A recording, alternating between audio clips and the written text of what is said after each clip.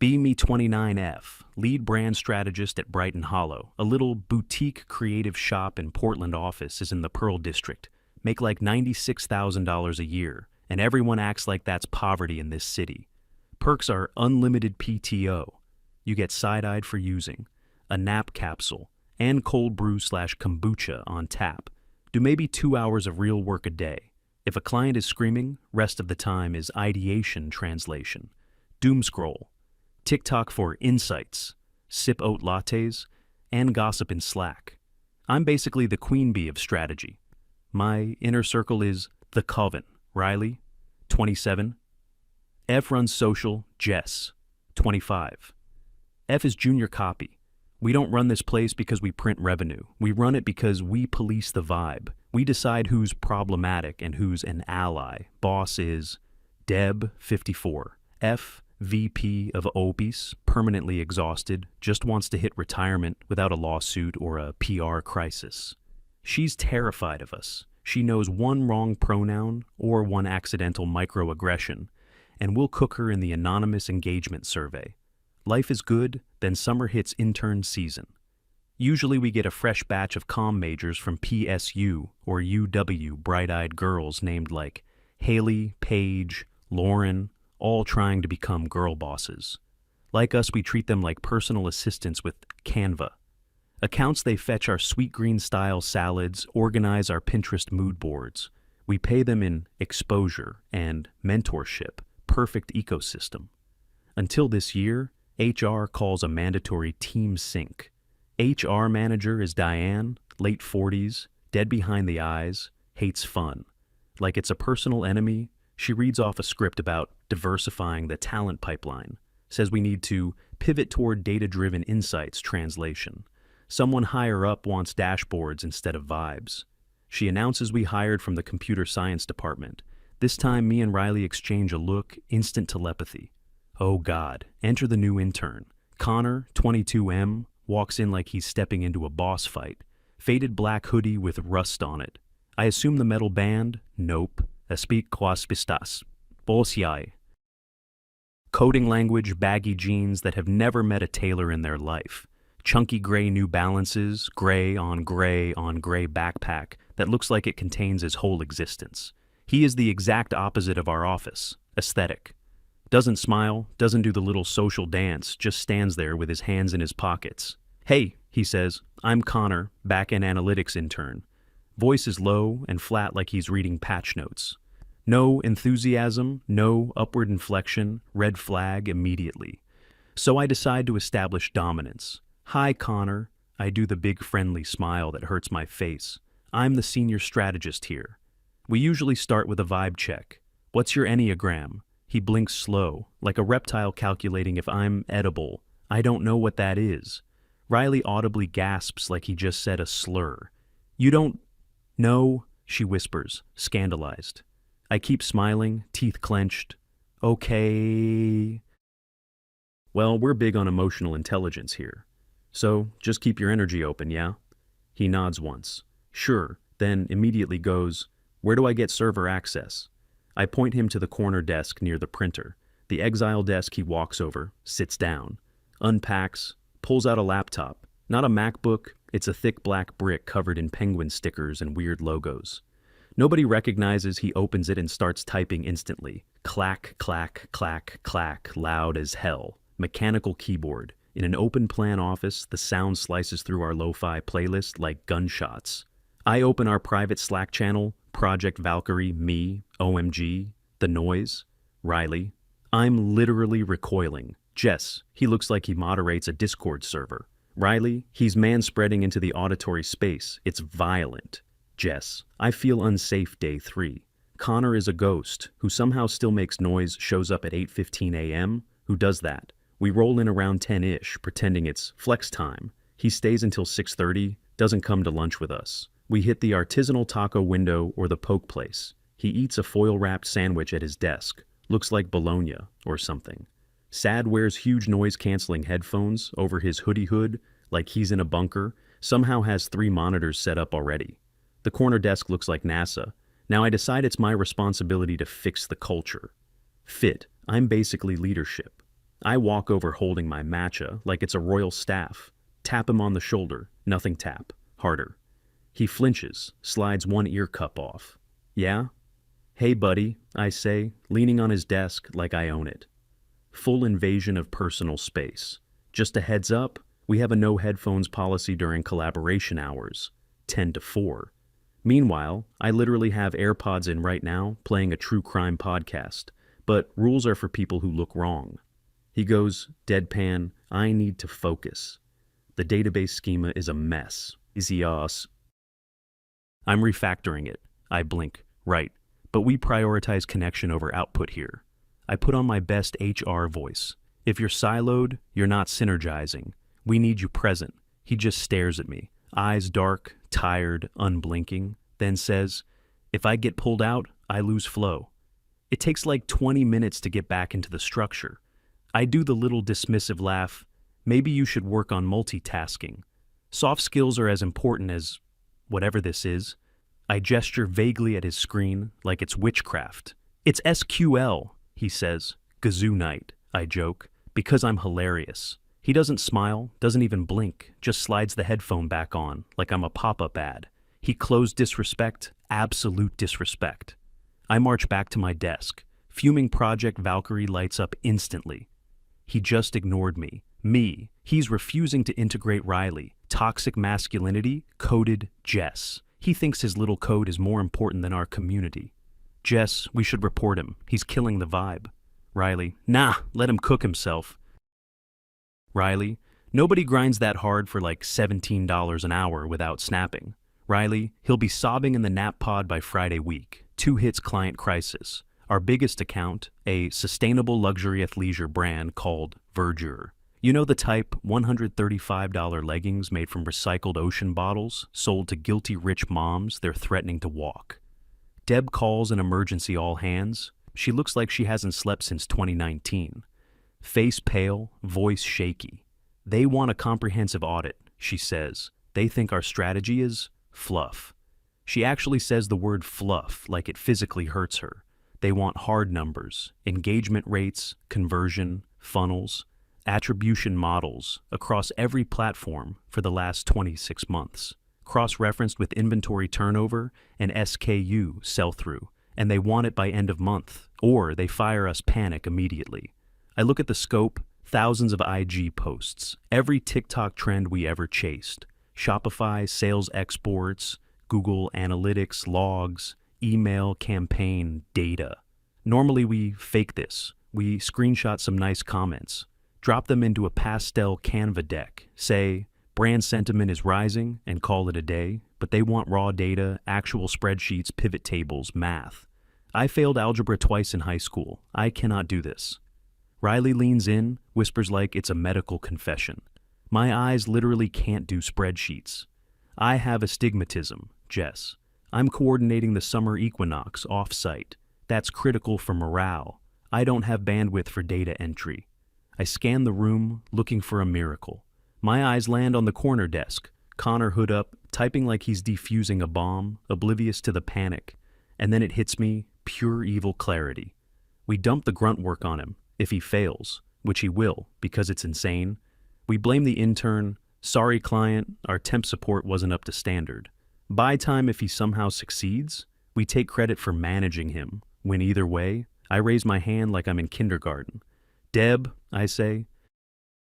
With fake confidence, I do not feel I have a solution.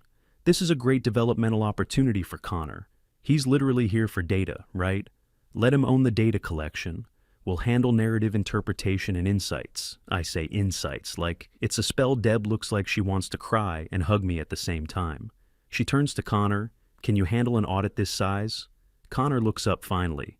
How's the data stored? I jump in. It's on their socials and website. You just go through and count it. Put it in a spreadsheet. He frowns. That's inefficient. Do we have API keys?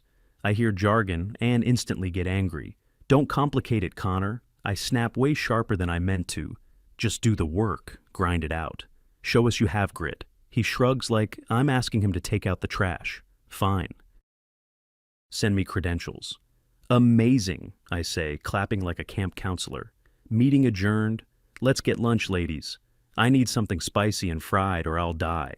We send him the logins. It's a mountain tens of thousands of data points. We do the math on the back of a napkin. If a human did this manually, copy-pasting and counting, it's like 280 hours minimum. He has 2 weeks. We assume he'll be here, nights, weekends, sleeping under the printer. We're already preparing jokes about him being a corporate drone. Wednesday rolls around, we're in the kitchen, making avocado toast, debating whether Jeremy Allen White is hot or stress hot. I wander past Connor's desk to check on his suffering, and he's not even typing. He's leaned back, spinning a pen, watching text scroll by on his screen. Like the Matrix and on his other monitor, he's reading a PDF titled something like Applied Bayesian Inference. I stop dead. Connor, I say, voice instantly sharp. Why aren't you working? Deadline's tight. He doesn't even flinch. I am working. I point at the book. You're reading. He points at the scrolling terminal, scripts running. I wrote a scraper in Python. It hits their endpoints, pulls JSON, cleans it, dumps it into a local Postgres database. It's doing about 60 records a second. My brain refuses to absorb any of those words. All I hear is, I am not suffering. So you're letting the computer do it. He stares like I asked if water is wet. That's what computers are for.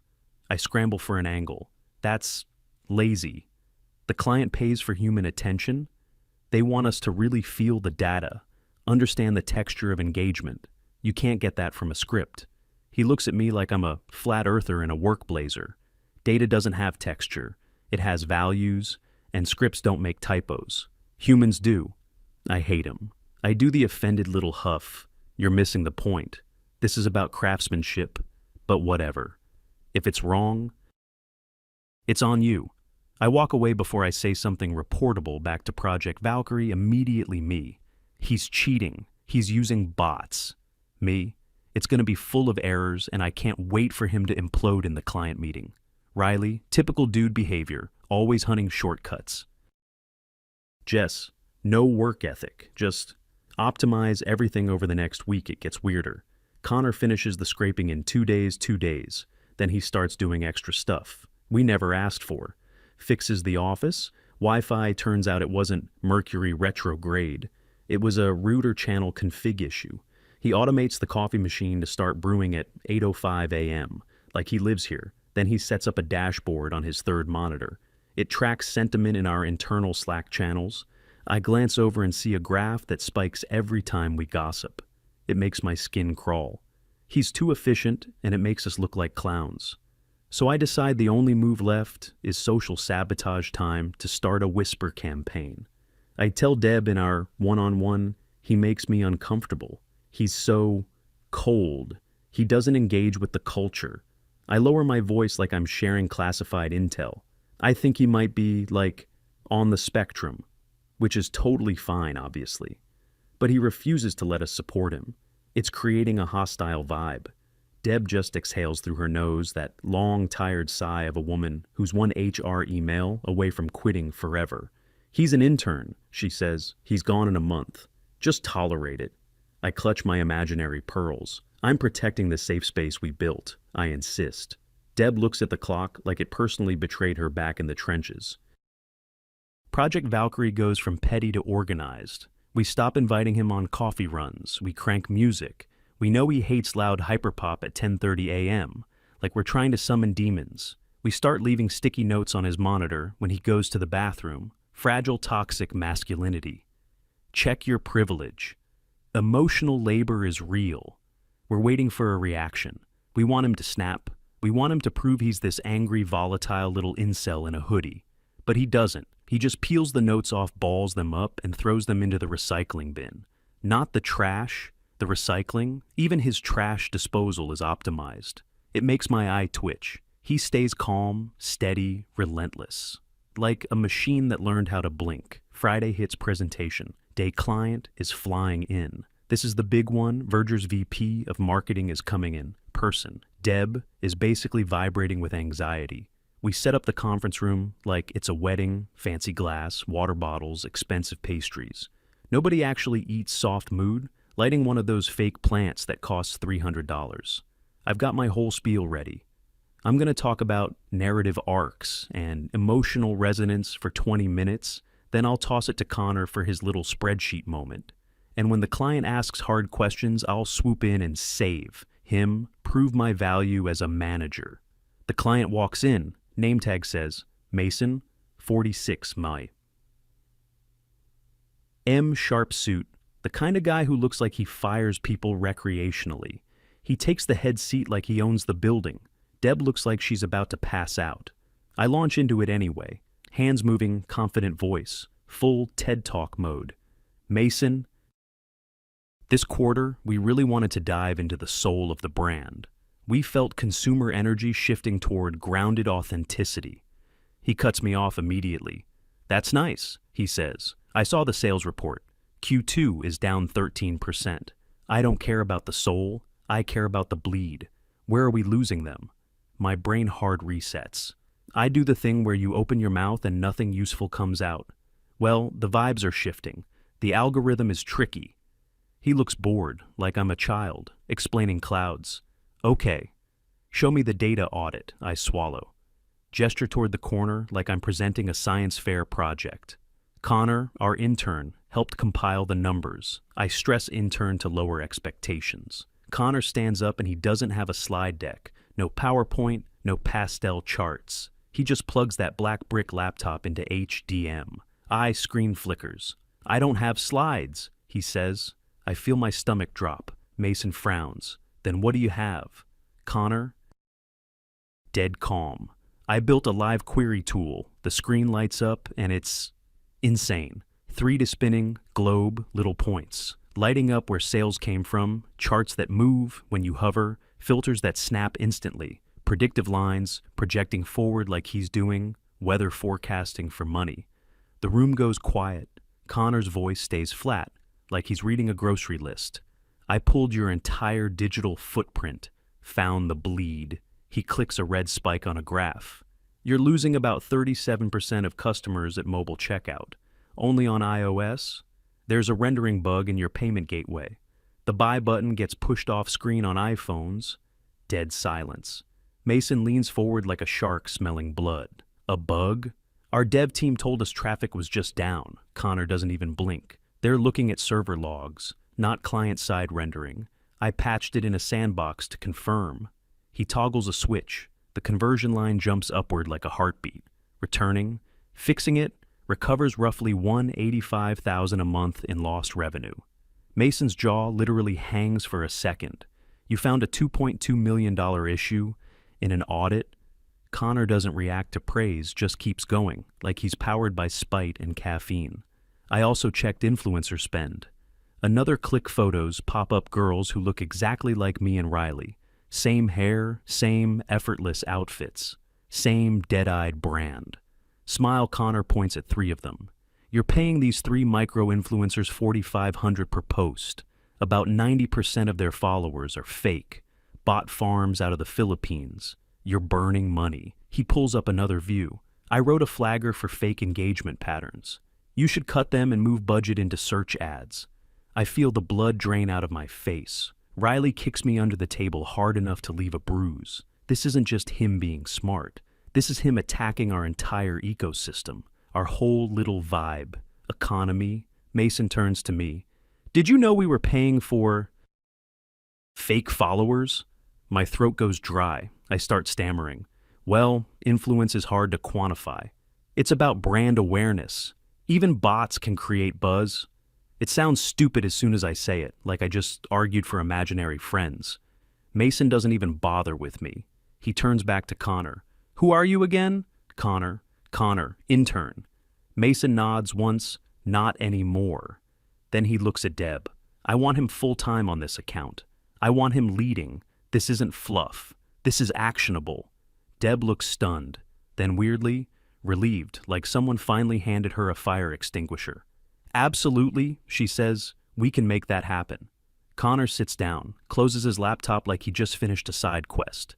The next hour is Mason asking Connor technical questions, dev stuff, tracking stuff, things I can't even pretend to understand. I'm invisible, I'm furniture. I stare at the table and try not to grind my teeth in half under the table. I check my phone. Slack from Riley. I literally hate him. Slack from me. He's such a tryhard. It's pathetic Slack from Jess. He's making us look incompetent on purpose, I type back. Who cares about a stupid button on a website? We build the brand, but I know deep down we got obliterated. Monday morning, I expect things to normalize. They don't. Connor's desk is gone. The exile desk near the printer is empty. He got moved into an actual office with a door, like a real employee. Deb announces it in the morning, huddle, trying to sound casual. Connor's stepping into director of analytics. Director, as an intern skip-level promotion, like we're in a tech cult. I check the internal org chart because I hate myself.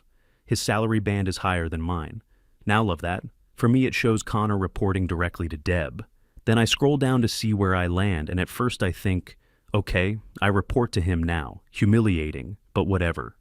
Then I refresh the page because the chart is glitchy sometimes, and my name isn't under him. My name isn't under anyone. There's a little gray label next to it. Status pending review. I storm into Deb's new little glass office like I own the lease. Deb, we need to talk.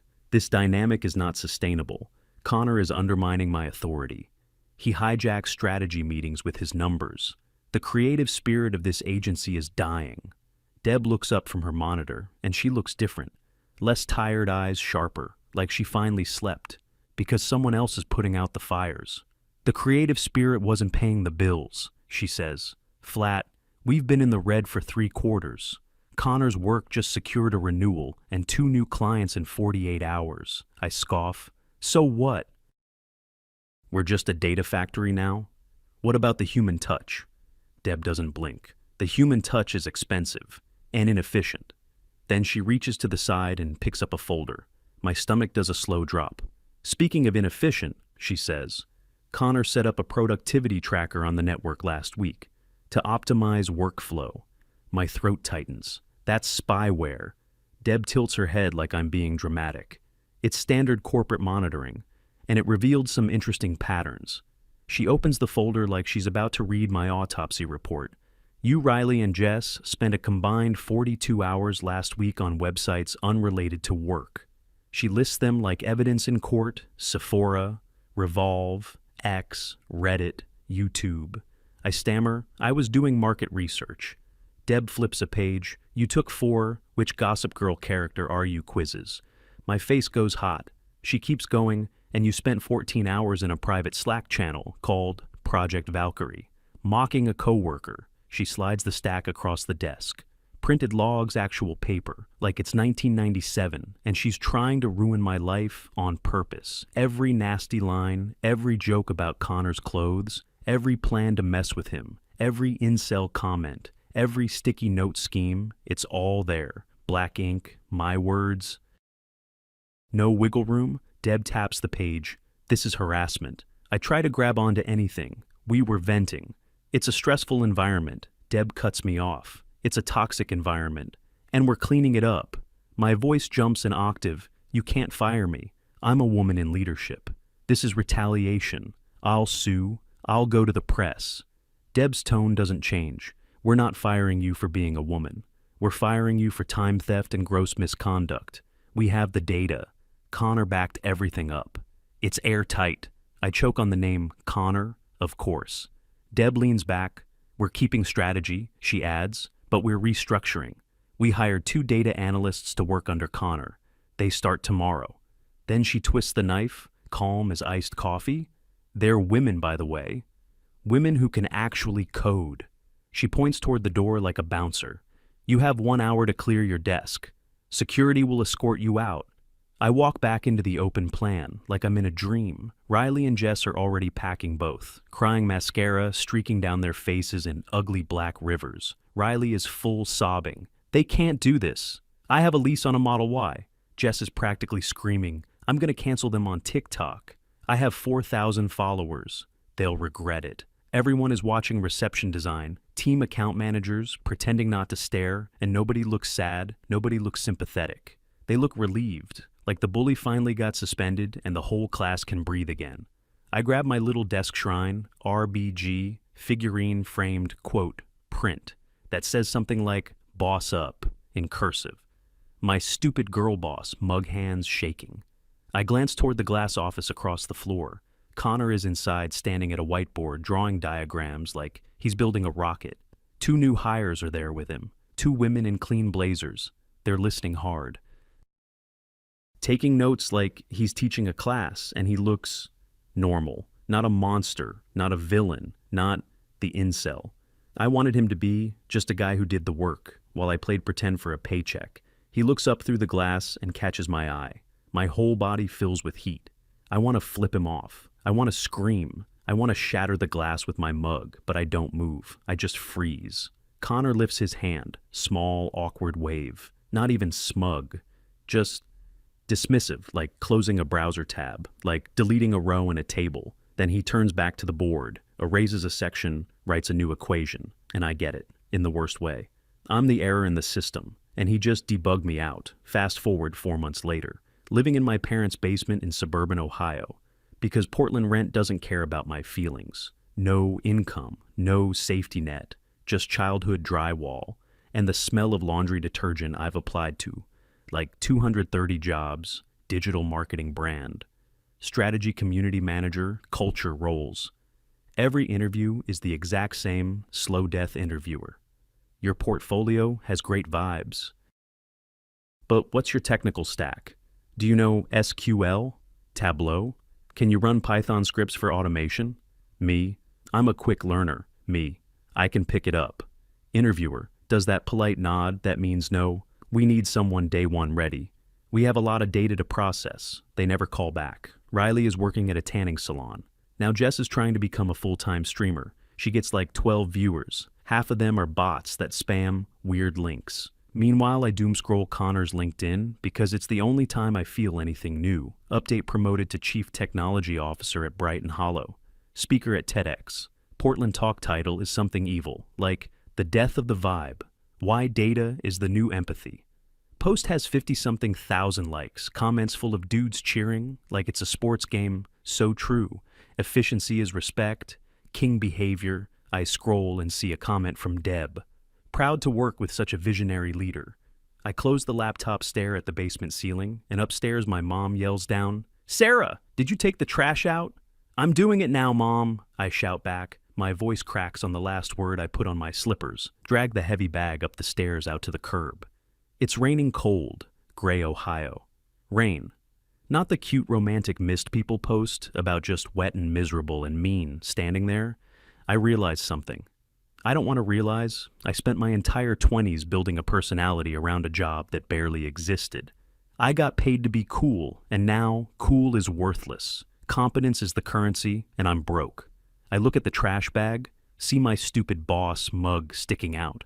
Cracked handle snapped clean off. I leave it there, walk back inside, open my laptop. Again, new tab, Google search Python for beginners, tutorial, free, probably too late. But what else do I have? My face when I got replaced by scripts. I laughed at my face when it wasn't the patriarchy that beat me. It was competence.